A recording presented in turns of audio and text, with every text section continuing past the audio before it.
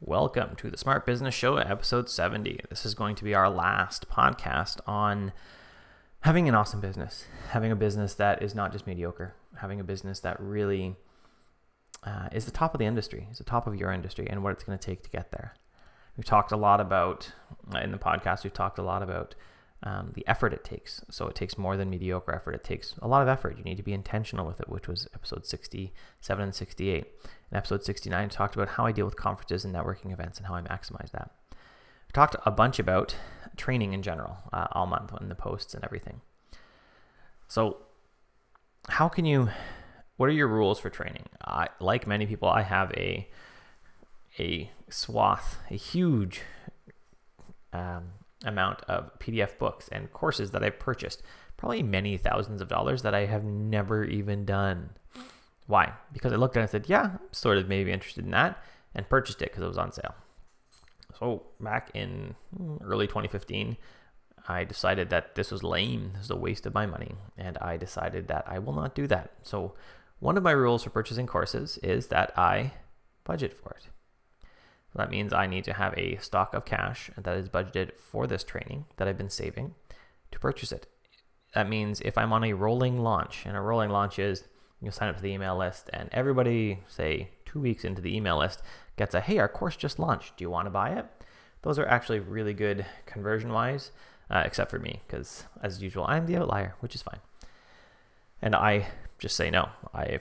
If I haven't budgeted for it, sometimes I have the training budget for it already because I haven't picked any course in particular, then I might do it, but that's it. And the other thing that I always do is I only ever purchase one course at a time, and then I finish it. That's not strictly true, I suppose. I don't always finish it. Sometimes I get, 3/4 of the way into a course and go, forget it. It's just doesn't seem to be pushing the buttons that I need pushed at the moment. I'm just doing Jeff Goins Tribe Writers Conference or Tribe Writers course, and it had a huge section on how to install WordPress, which I've been doing this for 8 years, something like that.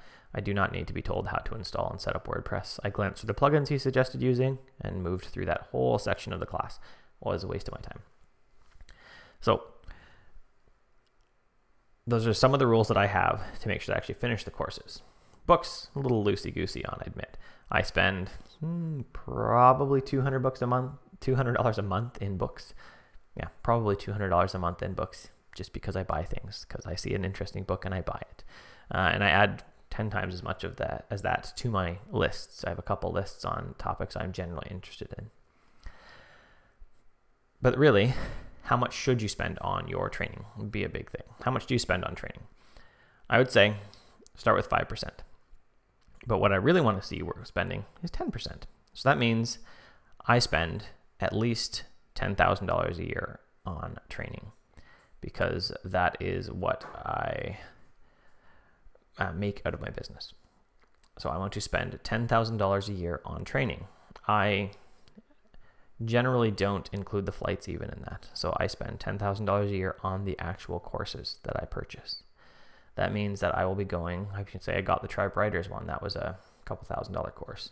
I will be going out to a coaching one at the end of August. That is, again, a couple $1,000 course. I'll probably do one more online course this year, and I'll have spent $10,000. I don't even really count the books in that, although I probably should. My wife would probably like me to, as would my accountant would suggest that. And so that's what you should be spending. If you're not spending that much in training, then you're probably falling behind the industry. Also, when you're starting out, are you looking at technical or are you looking at business stuff? When you're first starting, you're probably looking at technical training. So when I started doing development, I started learning how to be a better developer. I spent all of my training was built around that, how to basically just learn my craft. How can I do it? And then, a number of years ago now, 4 years ago now, I changed over to mostly business stuff. I do a little bit of technical training, but I don't follow any technical blogs really. I look at some here and there if an interesting article comes up. But the truth is, I can 99% of the time search what I want to learn about and find the top couple posts in it, or ask a friend and they'll say, oh yeah, here's some code that I used, and I am confident enough that I can read through the code, understand what they did, and just use it, use it making the tweaks that I need. So start with your technical stuff, learn how to do your craft, but you need to quickly switch over to business, because running the business aspect of it is what is going to make your business awesome. Being awesome at that will make your business awesome. We use developer. Being a decent developer and an amazing business owner, you'll make more money than being the best developer in the world and a mediocre business owner, because you'll continually fail your clients. Thanks for watching.